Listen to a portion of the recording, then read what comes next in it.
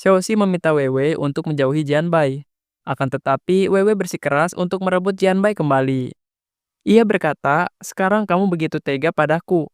Apa kamu tahu hatiku sangat sakit melihat Jianbai bermesraan dengan wanita lain?" Di sisi lain, Xiaoxi tak bisa berkata-kata lagi. Semua itu memang kesalahan Weiwei. Ia pun menyarankan Weiwei untuk introspeksi diri. Weiwei merasa Xiaoxi sudah tidak di pihaknya lagi. Ia akhirnya pergi dari sana.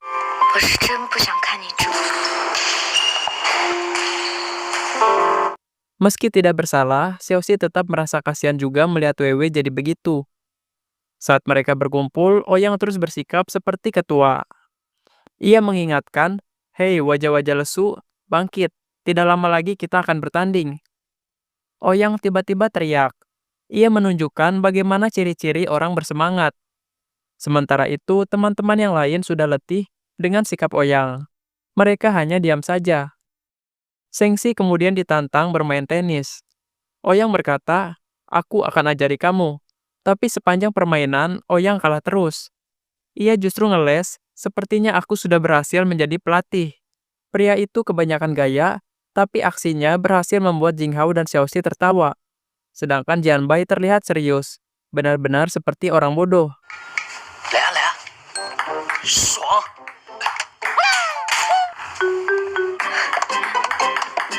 Saat sudah sepi, Xiaoxi dan Jinghao berlatih secara intensif. Mereka juga sambil mengobrol, sampai akhirnya Jinghao mengajak Xiaoxi ke pameran seni. Xiaoxi bertanya untuk apa ke sana, tapi Jinghao tidak menjawabnya. Keesokan harinya, mereka pun pergi ke tempat pameran. Di sana ada koleksi patung-patung yang sangat mahal. Seseorang tidak sengaja menjatuhkan patungnya. Dengan cepat, Jinghao menangkapnya, sampai ia sendiri terjatuh. Jinghao langsung menegur orang yang ceroboh itu, meskipun orangnya sudah minta maaf berkali-kali. Secara kebetulan, Ibu Xiaoxi yang merupakan direktur sekolah ternyata ada di sana juga. Wanita itu menyapa Jinghao. Xiaoxi langsung buang muka, menunjukkan ketidaksukaannya. Jinghao berusaha menjaga suasana. Ia pun merangkul Xiaoxi lalu mengatakan, "Ini adalah pacarku, Bibi." Sang direktur pun menyapa Xiaoxi tanpa tahu itu anaknya sendiri. Xiaoxi terpaksa membalas dan menyapa sang direktur. Namun direktur itu meminta supaya Xiaoxi memanggilnya Bibi saja, sama seperti Jinghao. Xiaoxi berkata, "Saya tidak biasa seperti itu pada orang yang baru dikenal." Suasana jadi canggung. Xiaoxi akhirnya pergi menjauh. Jinghao meminta maaf jika direktur tersinggung, tapi direktur itu sama sekali tidak tersinggung. "Tidak apa-apa, kalau begitu Bibi pergi dulu ya," ucap sang direktur. Jinghao langsung mendekati Xiaoxi lalu bertanya, "Kamu kenapa? Nanti minta maaf ya." Tapi Xiaoxi menolaknya. Ia merasa tidak melakukan kesalahan apapun. Jinghao terus bertanya-tanya, sebenarnya ada apa? Mengapa Xiaoxi tidak menghormati sang direktur? Di sisi lain, Xiaoxi juga hanya mengungkapkan kata-kata yang menyiratkan kebencian, tapi tidak memberitahukan tentang masa lalunya yang kelam saat dibuang ibunya sendiri.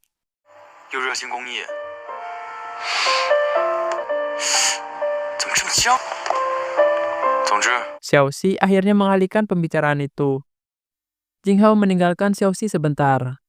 Ia menemui seorang wanita yang merupakan pemilik tempat tersebut. Namun setelah itu, Jinghao terlihat seolah menahan tangis. Xiaoxi sadar sepertinya ada masalah yang dipendam oleh Jinghao. Saat ia mendekatinya, Jinghao langsung mengalihkan kesedihannya. Pria itu berkata, "Ayo kita pulang." Sebelum itu, mereka mampir dulu membeli es krim. Jinghao terlihat sangat murung. Xiaoxi memintanya berhenti makan es krim.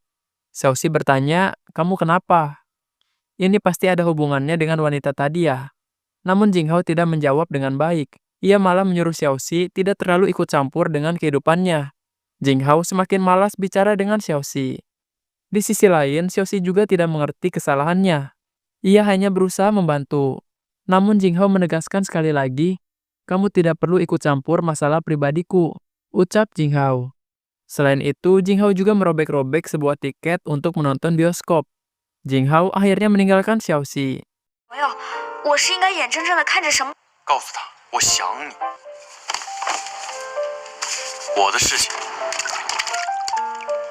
Xiaoxi tidak pulang Ia justru kembali ke tempat pameran, lalu menyampaikan isi hatinya pada wanita yang ditemui oleh Jinghao. Ternyata dia adalah ibu Jinghao. Sebelumnya diketahui wanita itu meninggal karena percobaan bunuh diri, namun nasib membuatnya tetap hidup sampai sekarang. Ibu Jinghao kemudian menceritakan alasannya mengapa tidak merawat Jinghao. Sejak kecil, ia selalu memperlakukan Jinghao dengan kasar.